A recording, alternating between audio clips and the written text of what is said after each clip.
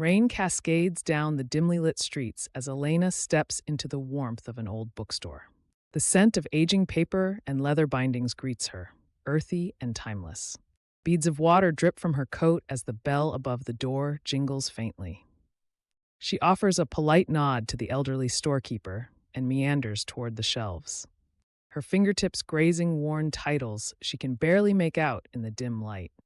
She finds herself drawn to a corner stacked with books whose time-worn spines hold faded titles and forgotten stories.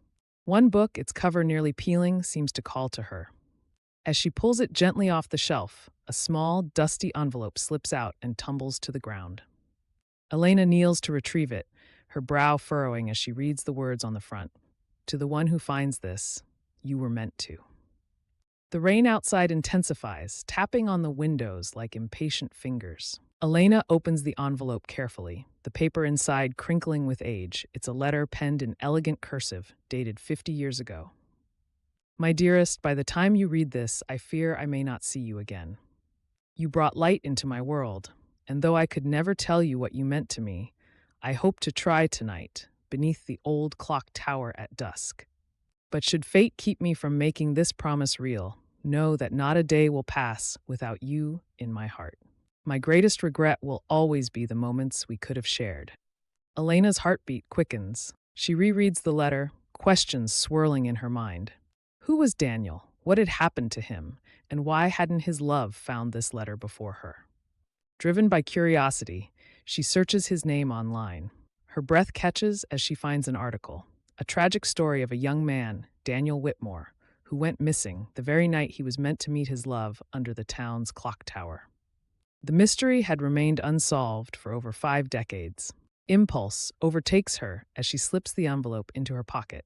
She grabs her coat, nods at the curious shopkeeper, and ventures back into the rain. The chill nearly cuts through her resolve, but she presses on, her destination clear, the abandoned clock tower. Upon arriving, the sight is both eerie and captivating. The tower stands tall, its structure weathered but enduring, its clock face frozen at midnight. As the rain pours, Elena notices something beneath an overgrown bush nearby. A second envelope, untouched and pristine, as though time itself had preserved it. She picks it up with trembling hands and reads aloud. To those who dare to seek beyond, you will find me here. Some love stories never end. At that very moment, a faint whisper tickles her ears. You found me. Elena freezes. Her breath catches as the shadow of an elderly man appears in the distance, his outline blurred by the rain and the gloom. His presence is fleeting. Within seconds, he vanishes like the rain evaporating into mist.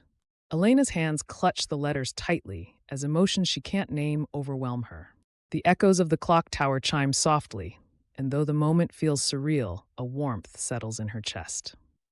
The love Daniel expressed still lives, not bound by time, but by the act of remembering, of finding, of fulfilling promises left incomplete.